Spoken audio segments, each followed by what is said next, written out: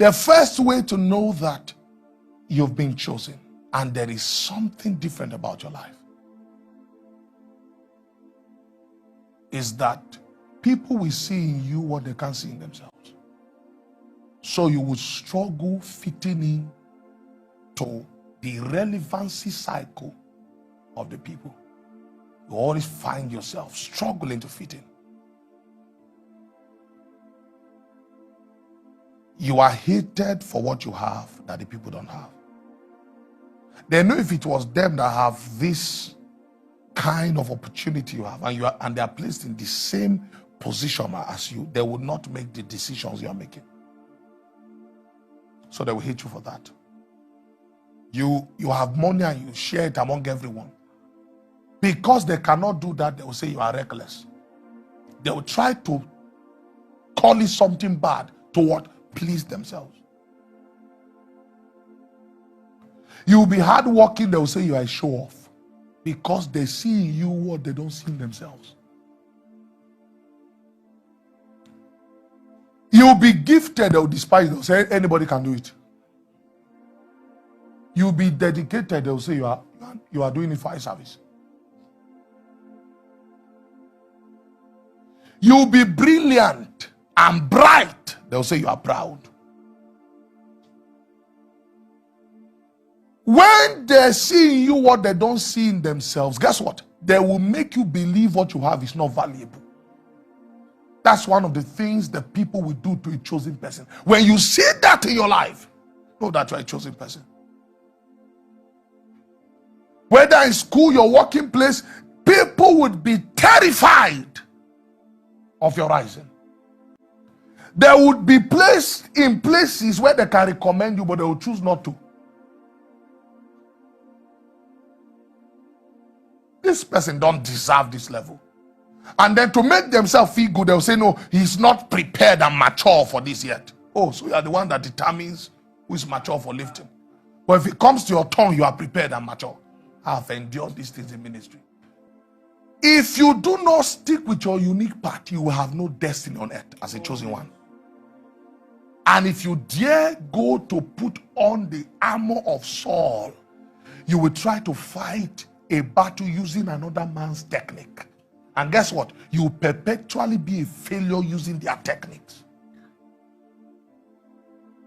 If you stop doing what you are doing now, you've advocated the throne that God has given you. You will never stand out anymore. Number two way that you can dictate that you are chosen is that your presence is always threatening to people. You don't have money, yet you have powerful enemies.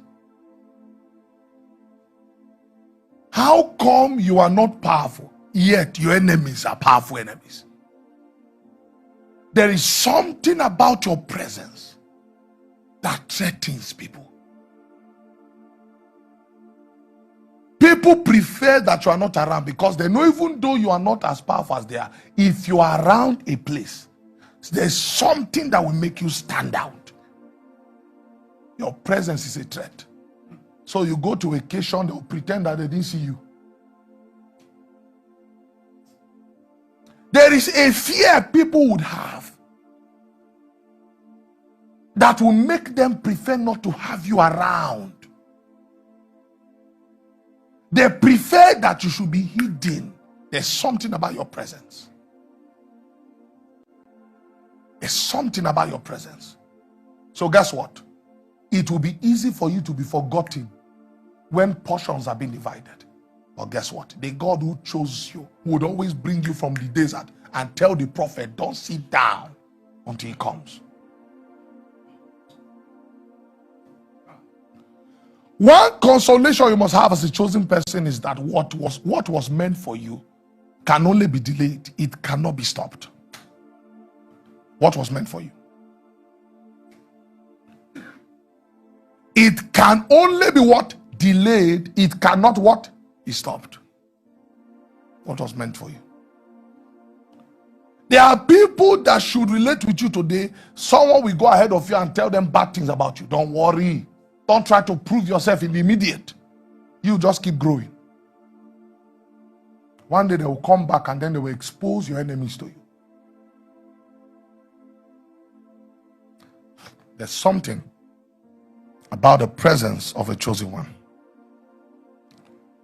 Are we still together? There's something about the presence of a chosen one. So first, themselves. Secondly, they cannot stand your presence. Thirdly, if you are a chosen one, your name will travel before your presence. And most of the times, your name will travel in the negative before your presence. Because of how terrified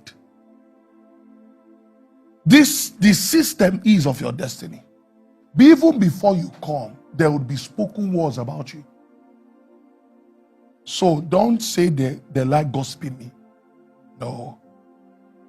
Before a king comes, his presence is first announced. Know the difference between gossip and announcement. You are wondering, what did you do? Why are they talking about you here? Talking about what? You are just on your own lane. No. You are chosen. There is something about you that always takes your name to a place first before you get there. People who are scared of you would always go ahead of you to announce you.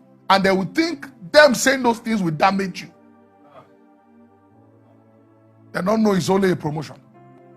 Even in the office, there will be something about people always going ahead of you to just say things to people who have never met you. They downplay your result. And what? They emphasize their misunderstanding about you. I won't call it your fault. I will call it their what?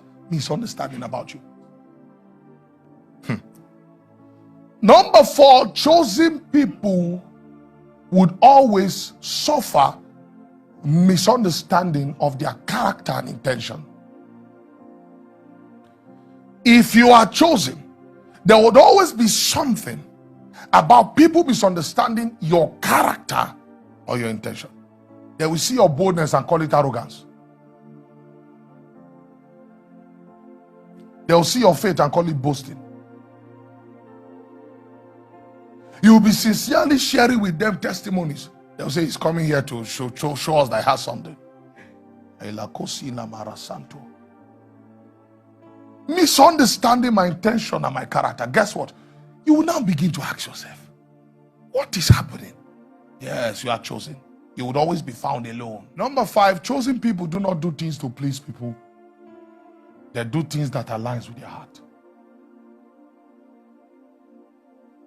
So guess what? You would always have issues with people who expected you to act a certain way to back them up, but when you came there, you acted differently.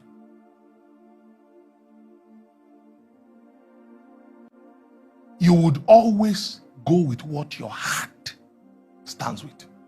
So they will always say, hey, this person has their own mind, a mind of their own. I'm telling you what people tag as black sheep.